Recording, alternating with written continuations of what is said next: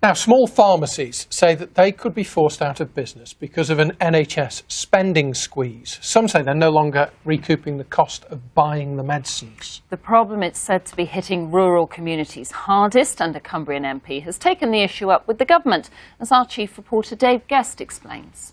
Just coming for that prescription. This pharmacy is right at the heart of the community in Hawkshead. Locals say they'd be lost without it. There's myself that comes down regular. I've got my mother and father that are very, very dependent on the service here. So it's absolutely vital for certain members of the community.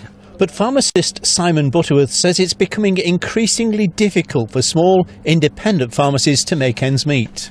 We've had a cut in NHS and government funding for our services, and the second challenge is drug prices are increasing, and that's out of our control totally, at the same time as reimbursement for those prices has been cut. Well, of course, all medicines vary widely in price, but let's just have a look at these two common treatments for high blood pressure. Now, this packet will cost Simon £1.95 to buy, but the NHS only gives him 84p back. This one, well, it costs £2.75 to Simon.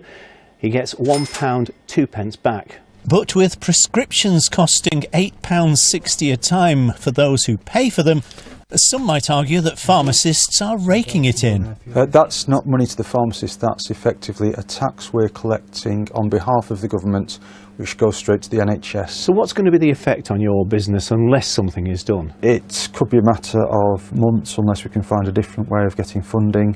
Months before you'd have to close down? The worst case scenario is that, yes. His MP has taken up the cause.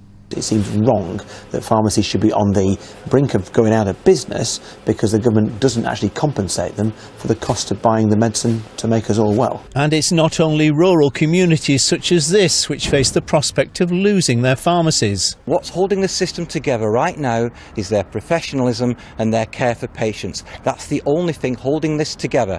And the fact that they're prepared to give drugs, medicines out, even when they know there is no guarantee they'll get that reimbursement back.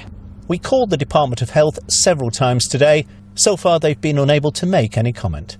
Dave Guest, BBC North West Tonight.